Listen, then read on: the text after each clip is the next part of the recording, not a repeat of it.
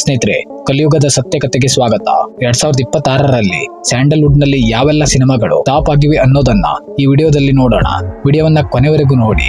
Video ಇಷ್ಟ ಆದ್ರೆ ಒಂದು ಲೈಕ್ ಕೊಟ್ಟು ನನ್ನ ಚಾನೆಲ್ ಅನ್ನ ಸಬ್ಸ್ಕ್ರೈಬ್ ಮಾಡೋದು ಮರಿಬೇಡಿ. ಸ್ನೇಹಿತರೆ, ಕನ್ನಡದಲ್ಲಿ ಈ ವರ್ಷದ ಮೊದಲ flop cinema first night with ದೆವ್ವ.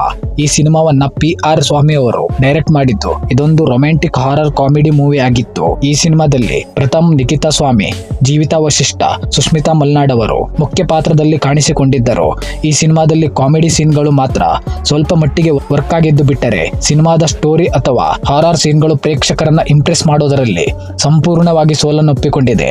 ಇದೇ ಕಾರಣಕ್ಕೆ 2 ಕೋಟಿ ಬಜೆಟ್ ನಲ್ಲಿ ರೆಡಿಯಾದ ಈ ಸಿನಿಮಾ ತನ್ನ ಕಲೆಕ್ಷನ್ ಅನ್ನ ಕೇವಲ 1 ಕೋಟಿಗೆ ನಿಲ್ಲಿಸಿ ಕಂಪ್ಲೀಟ್ ಆಗಿ ಫ್ಲಾಪ್ ಆಯಿತು. ಸ್ನೇಹಿತರೆ, ಇನ್ನು ನೆಕ್ಸ್ಟ್ ಸಿನಿಮಾ ಎಲ್ಲರ ಕಾಲೆಳೆಯುತ್ತೆ ಕಾಲ. ಸುಜಯ್ ಶಾಸ್ತ್ರಿ ಅವರು ಡೈರೆಕ್ಟ್ ಮಾಡಿರೋ ಸಿನಿಮಾ ಇದಾಗಿದ್ದು, ಇದರಲ್ಲಿ ಚಂದನ್ ಶೆಟ್ಟಿ ಮತ್ತು ಅರ್ಚನಾ ಕೊಟ್ಟಿಗೆ ಅವರು ನಾಯಕಿಯಾಗಿ ಕಾಣಿಸಿಕೊಂಡಿದ್ದಾರೆ. ಈ ಸಿನಿಮಾ ಕಂಪ್ಲೀಟ್ ಆಗಿ ಫ್ಲಾಪ್ ಆಗಿದೆ. ಇದಕ್ಕೆ ಕಾರಣ ಸಿನಿಮಾದ ಕಥೆಯಲ್ಲಿ ಹೊಸದು ಅಂತ ಏನೂ ಇಲ್ಲ. ಕ್ಯೂರಿಯಾಸಿಟಿ ಮೂಡಿಸುವಂತಹ, ಜನರನ್ನ ಸೆಳೆಯುವಂತಹ ಕಮಾಲ್ ಮಾಡಲಿಲ್ಲ.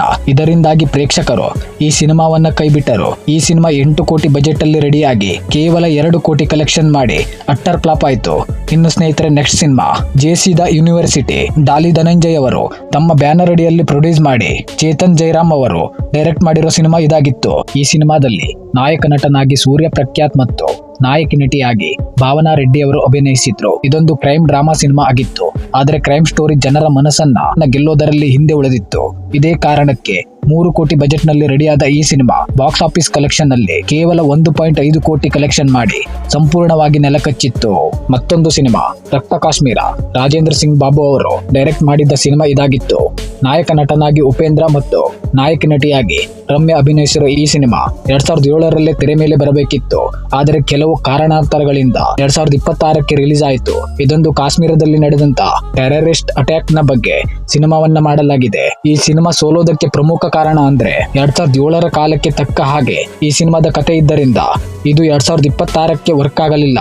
2.5 ಕೋಟಿ ಬಜೆಟ್ ನಲ್ಲಿ ರೆಡಿಯಾಗಿದ್ದ ಈ ಸಿನಿಮಾ ಗಳಿಸಿದ್ದು ಮಾತ್ರ ಕೇವಲ 1.2 ಕೋಟಿ ಕಲೆಕ್ಷನ್ ಮಾಡಿ ಫ್ಲಾಪ್ ಸಿನಿಮಾದ ಲೀಸ್ಟ್ ಗೆ ಸೇರಿಕೊಳ್ತು. ಇನ್ನು ಸ್ನೇಹಿತರೆ, ನೆಕ್ಸ್ಟ್ ಸಿನಿಮಾ ಸರಳ ಸುಬ್ಬುರಾವ್. ಈ ಸಿನಿಮಾವನ್ನ ಮಂಜು ಸ್ವರಾಜ್ ಅವರು ಡೈರೆಕ್ಟ್ ಮಾಡಿದ್ದರು. ರೊಮ್ಯಾಂಟಿಕ್ ಫ್ಯಾಮಿಲಿ ಡ್ರಾಮಾ ಮೂವಿ ಇದಾಗಿತ್ತು. ನಾಯಕ ನಟನಾಗಿ ಅಜಯ್ ರಾವ್, ನಾಯಕಿಯಾಗಿ ಮಿಶಾನಾ ರಂಗ್ ಅವರು ಮುಖ್ಯ ಪಾತ್ರದಲ್ಲಿ ನಟಿಸಿರೋ ಸಿನಿಮಾ ಇದಾಗಿತ್ತು. ಇದೊಂದು ಫ್ಯಾಮಿಲಿ ಡ್ರಾಮಾ ಸಿನಿಮಾ ಆಗಿದ್ದರಿಂದ ಈ ಸಿನಿಮಾ ಜನರ ಮನಸ್ಸು ಗೆಲ್ಲೋದರಲ್ಲಿ ಹಿಂದೆ ಉಳಿದಿತ್ತು. 5 ಕೋಟಿ ಬಜೆಟ್ ನ ಈ ಸಿನಿಮಾ ಕಲೆಕ್ಷನ್ ಮಾಡಿದ್ದು ಮಾತ್ರ ಕೇವಲ 1.5 ಕೋಟಿ ಮಾತ್ರ. ಇದರಿಂದ ಈ ಸಿನಿಮಾ ಕಂಪ್ಲೀಟ್ ಆಗಿ ಫ್ಲಾಪ್ ಲಿಸ್ಟ್ ಗೆ ಸೇರಿಕೊಳ್ತು. ಸ್ನೇಹಿತರೆ, ನೆಕ್ಸ್ಟ್ ಸಿನಿಮಾ ಕಲ್ಟ್. ಇದು ಅನಿಲ್ ಕುಮಾರ್ ಅವರು ಡೈರೆಕ್ಟ್ ಮಾಡಿರೋ ಸಿನಿಮಾ ಆಗಿತ್ತು. ಇದೊಂದು ರೊಮ್ಯಾಂಟಿಕ್ ಡ್ರಾಮಾ ಸಿನಿಮಾ. ಈ ಸಿನಿಮಾದಲ್ಲಿ ಜೈದ್ ಖಾನ್, ರಚಿತಾ ರಾಮ್ ಮತ್ತು ಮಲೈಕಾ ಅವರು ಮುಖ್ಯ ಪಾತ್ರದಲ್ಲಿ ಕಾಣಿಸಿಕೊಂಡಿದ್ದರು.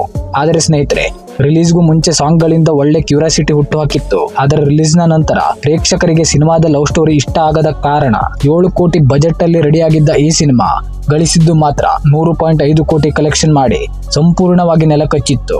ಇನ್ನು ನೆಕ್ಸ್ಟ್ ಸಿನಿಮಾದ ಕಡೆ ಬರೋದಾದ್ರೆ ಅಮೃತ್ ಅಂಜನ್ ಸಿನಿಮಾ. ಈ ಸಿನಿಮಾವನ್ನ ಜ್ಯೋತಿರಾವ್ ಮೋಹಿತ್ ಅವರು ಡೈರೆಕ್ಟ್ ಮಾಡಿರೋ ಕಾಮಿಡಿ ಮೂವಿ ಇದಾಗಿದ್ದು, ಖ್ಯಾತ ಯೂಟ್ಯೂಬರ್ ಸುಧಾಕರ್ ಗೌಡ, ಪಾಯಲ್ ಚಂಗಪ್ಪ ಮತ್ತು ಕಾರ್ತಿಕ್ ರೆಡ್ಡಿ ಅವರು ಸಿನಿಮಾದ ಮುಖ್ಯ ಪಾತ್ರಧಾರಿಗಳಾಗಿದ್ದರು. ಸಿನಿಮಾದಲ್ಲಿ ಕಾಮಿಡಿ ನೆಕ್ಸ್ಟ್ ಲೆವೆಲ್ಗೆ ಇತ್ತು. ಈ ಸಿನಿಮಾವನ್ನ ತೆಗೆದು ಹಾಕು ಲೆವೆಲ್ಗೆ ಅಂತೂ ಇರಲಿಲ್ಲ. ಆದ್ರೆ ಹೊಸಬರ ಸಿನಿಮಾ ಆಗಿದ್ದರಿಂದ ಜನ ಈ ಸಿನಿಮಾದ ಕೈ ಹಿಡಿಯಲಿಲ್ಲ. 4 ಕೋಟಿ ಬಜೆಟ್ ನ ಈ ಸಿನಿಮಾ ಗಳಿಸಿದ್ದು ಮಾತ್ರ 1.22 ಕೋಟಿ ಮಾತ್ರ. ಇನ್ನು ಸ್ನೇಹಿತರೆ, ನೆಕ್ಸ್ಟ್ ಸಿನಿಮಾ ಗ್ರಾಮಾಯಣ. ಈ ಸಿನಿಮಾವನ್ನ ದೇವನೂರು ಚಂದ್ರು ಅವರು ನಿರ್ದೇಶನ ಮಾಡಿರೋ ಆಕ್ಷನ್ ಡ್ರಾಮಾ ಸಿನಿಮಾ ಇದಾಗಿತ್ತು. ಈ ಸಿನಿಮಾದ ನಾಯಕನಾಗಿ ವಿನಯ್ ರಾಜ್ಕುಮಾರ್ ಅವರು, ನಾಯಕಿಯಾಗಿ ಮೇಘಾ ಶೆಟ್ಟಿ ಅವರು ಅಭಿನಯಿಸಿದ್ರು. ಇದೊಂದು ಹಳ್ಳಿಯ ಕಥೆ ಆಗಿತ್ತು. ಆದರೆ ಈ ಸಿನಿಮಾದ ಕತೆ ಪ್ರೇಕ್ಷಕರನ್ನ ಸೆಳೆಯಲೇ ಇಲ್ಲ. 10 ಕೋಟಿ ಬಜೆಟ್ ನ ಈ ಸಿನಿಮಾ ಗಳಿಸಿದ್ದು ಮಾತ್ರ ಕೇವಲ 3.6 ಕೋಟಿ ಮಾತ್ರ. ಇನ್ನು ಬಲರಾಮ ಸಿನಿಮಾ. ಇದು KM ಚೈತನ್ ಅವರು ಡೈರೆಕ್ಟ್ ಮಾಡಿರೋ ಸಿನಿಮಾ. ಆಕ್ಷನ್ ಡ್ರಾಮಾ ಸಿನಿಮಾ ಇದಾಗಿದ್ದು, ವಿನೋದ್ ಪ್ರಭಾಕರ್ ಮತ್ತು ಪ್ರಿಯಾ ಆನಂದ್ ಈ ಸಿನಿಮಾದಲ್ಲಿ ಮುಖ್ಯ ಪಾತ್ರದಲ್ಲಿ ಕಾಣಿಸಿಕೊಂಡಿದ್ದರು. 1980ರಲ್ಲಿನ ಬೆಂಗಳೂರಿನ ಅಂಡರ್ ವರ್ಲ್ಡ್ ನ ಕಥೆಯನ್ನ ಸಿನಿಮಾದಲ್ಲಿ ತೋರಿಸಲಾಗಿತ್ತು.